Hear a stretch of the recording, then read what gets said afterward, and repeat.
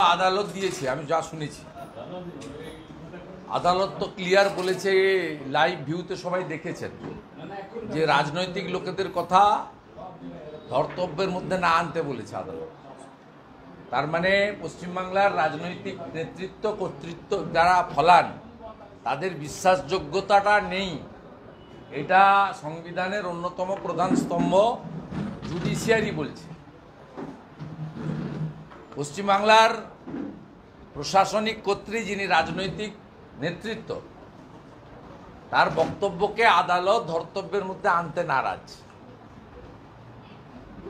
বলছে দুই বিধায়ক জিতে বসে আছেন কিন্তু শপথ বাক্য পাঠ করাতে পারছেন না, রাজ্যপাল আসছেন না বিধানসভায়। কেন রাজ্যপাল আসছেন না? আর এরা রাজ্যপাল যা করছেন তার ক্ষমতা এবং সংবিধানের মধ্যে থেকে করছেন। ইনাদের এত ইগো কেন? রাজভবনে যেতে এদের এত আপত্তি কেন? বরঞ্চ তো খুশিতে নাচতে নাচতে গিয়ে শপথ বাক্য পাঠ করে আসা উচিত।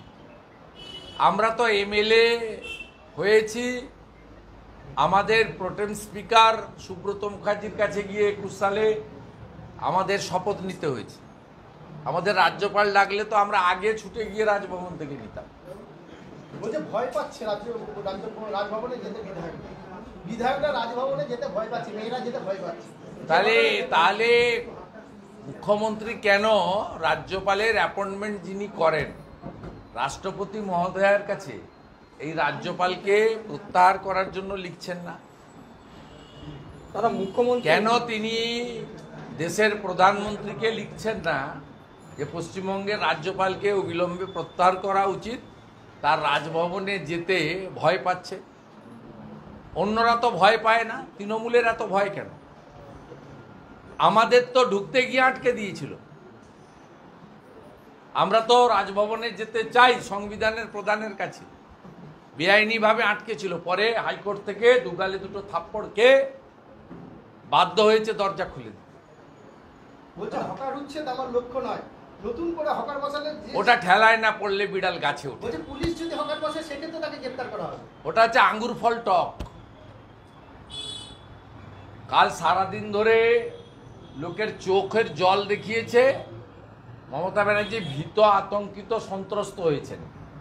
আর আমরা ভারতীয় জনতা পার্টির পক্ষ থেকে এবং আমি বিরোধী দলনেতা হিসেবে বলেছিলাম প্রতিবাদ হবে, প্রতিরোধ হবে।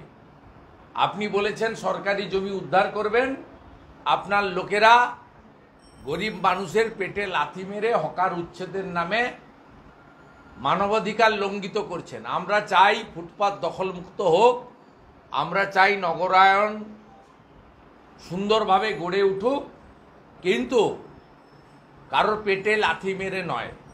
আপনি এসওপি তৈরি করুন, আপনি যথোপযুক্ত সময় দিন, আপনি বিকল্প ব্যবস্থা করুন। আপনি বারে বারে বলেন যে আমি 1.5 কোটি চাকরি দিয়েছি, তালিকা চাইলে দিতে পারেন না। আপনি 200% কাজ করেছেন, ভর্তি কাজ করেছেন বলেন আমার সময়। তা আপনি সব হকারকে একটা করে চাকরি দিয়ে দেন, তারপরে তুলে দেন না। আমরা তো হকার জবরদখলের কথা বলছি না। বিজেপি বলছে পেটে লাথি মারবেন না। আপনার রাজ্যে শিল্প নেই, আপনার রাজ্যে চাকরি নেই, ওবিসি রায় নিয়ে আপনি যে জটিলতা করে দিয়েছেন তাতে আগামী কয়েক বছর পশ্চিমবঙ্গে আর একটা রিক্রুটমেন্ট হবে না, একটা রিক্রুটমেন্ট হবে না। তার কারণ সংবিধানের বাইরে গিয়ে আপনি ওবিসি রিজার্ভেশন দিয়েছেন ভোট ব্যাংকের জন্য। মহামান্য উচ্চ আদালত 2010 সালের পরে সমস্ত ওবিসি সার্টিফিকেটকে বাতিল ঘোষণা করেছে, যেগুলো কেন্দ্রের যে তালিকা ওবিসি তালিকার বাইরে যে নতুন ওবিসি আছে, মূলত হিন্দু ওবিসিদেরকে খতম করার জন্য করেছেন। এখন আপনি বলছেন আমি এটা মানি না, কোর্টের রায়কে মানি না। তা আপনি জটিল করে রেখেছেন, চাকরি তো কেউ পাবে না পশ্চিমবঙ্গে, তার ব্যবস্থা তো আপনি করে দিয়েছেন। দাদু খায় নাতু খায় ব্রিটানিয়া বিস্কুট, সেই দাদু নাতি খেয়ে শেষ করতে পারলো না, পিসি ভাইপো তাকে তাড়িয়ে দিল। সবাই বলছে, ট্রোল হচ্ছে, সোশ্যাল মিডিয়ায় ছেয়ে গেছে। এই তো পশ্চিমবঙ্গের অ্যাকচুয়াল অবস্থা। আমরা পেটে লাথি মারার বিরোধী। ভারতীয় জনতা পার্টি মনে করে সরকারি জমি উদ্ধার করা হোক, তার সুনির্দিষ্ট পরিকল্পনা, নীতি, যথোপযুক্ত সময়, বিকল্প ব্যবস্থা দেওয়ার মতো। হকারদের জন্য নতুন আইন আনতে চলেছেন, identity card plus hawking zone, no hawking zone, এইভাবে বলছে। ওসব ফালতু বড় বড় কথা, এরকম অনেক লোক দেখেছে। দার্জিলিং সুইজারল্যান্ড হয়েছে, দীঘা গোয়া হয়েছে, কলকাতা লন্ডন হয়েছে নাকি? তো 11 সাল থেকে শুনে আসছি, আমরা কলিগ ছিলাম, আমাদের বসিয়ে বসিয়ে বলতেন। 21 সালের আগে বলেছেন ডবল ডবল চাকরি, 11 সালের আগে বলেছেন ডিএ সরকারি কর্মচারীদের অধিকার, 11-র আগে বলেছেন আমাকে ক্ষমতায় আনুন, শিল্প কি করে আনতে হয় দেখিয়ে দেবো।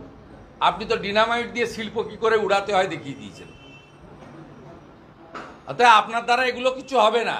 আর আপনি ইরিগেশনের জায়গা উদ্ধার করতে বলেছেন, আপনি নিজেই আপনি যেখানে থাকেন কালীঘাটের নালা আপনি নিজে বুঝিয়েছেন। আপনার বাড়ির সামনে যে সভাগৃহ আছে তার পিছনটা ভরাট করে হয়েছে টালি নালা। আপনার বাড়ির পাশে যে মিটিংয়ে যারা আসে সর্বসাধারণের যে ব্যবহারের জন্য যে ল্যাবরেটরিটা, ওয়াশরুম, সেটা তো টালি নালা বুঝিয়ে হয়েছে। আমি তো তার সাক্ষী। আমি তো ওই ওয়াশরুম অনেকবার ব্যবহার করেছি মিটিং করতে গিয়ে। আমি তো দেখেছি আপনি নালা বন্ধ করেছেন। আপনি আগে শুরুটা করুন, চ্যারিটি বিগিনস অ্যাট হোম, আপনার বাড়ি থেকে।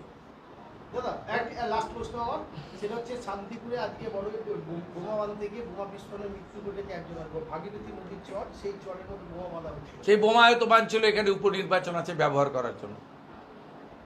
আপনি তো দেখছেন রহিম শেখ মুর্শিদাবাদের রঘুনাথগঞ্জ 2 সমস্তিপুর গ্রাম পঞ্চায়েতের তৃণমূলের মেম্বার, আমি সোশ্যাল মিডিয়ায় পোস্ট করেছি। জল আর রাস্তার দাবিতে পঞ্চায়েত ঘেরাও করতে এসেছিল জনগণ, 2 হাতে 2টো পেটো নিয়ে